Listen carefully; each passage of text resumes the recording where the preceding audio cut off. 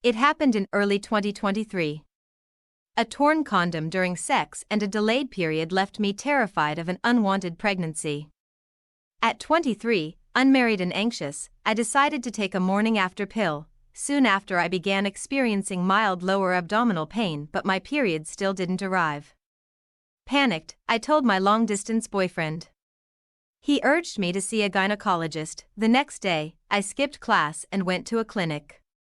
The doctor was tall, well-built, dark-complexioned, probably in his late 40s or early 50s, asked me the usual questions: age, medical history, sexual life.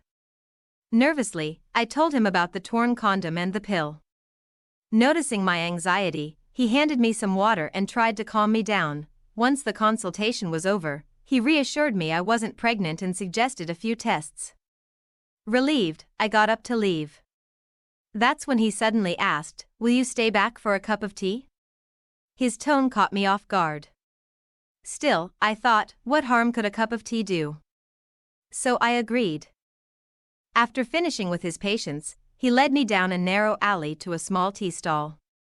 While waiting, he pulled out a pack of fancy cigarettes and offered me one. I politely declined, and he asked if I minded him smoking. I said no. Over tea, we chatted for half an hour. He told me about his unhappy marriage, and I told him about my boyfriend and our upcoming wedding plans. Strangely, he warned me against marrying early and even suggested I break up and calling my relationship weird. Creeped out, I made up an excuse about dinner plans and got ready to leave. But then he said, "Would you go on a road trip with me sometime? I have a great bike, we could spend a weekend in the hills. I have your number from the appointment receipt, maybe I'll ping you if you're okay with it." I froze. He knew I was in a relationship, yet still made the proposition. Saying no outright felt risky, so I gave a vague, "Let's see if I'm free," just to escape. He then insisted I save his number. Which I did, only to get out of there safely. Back home, I phoned my boyfriend and narrated the whole story.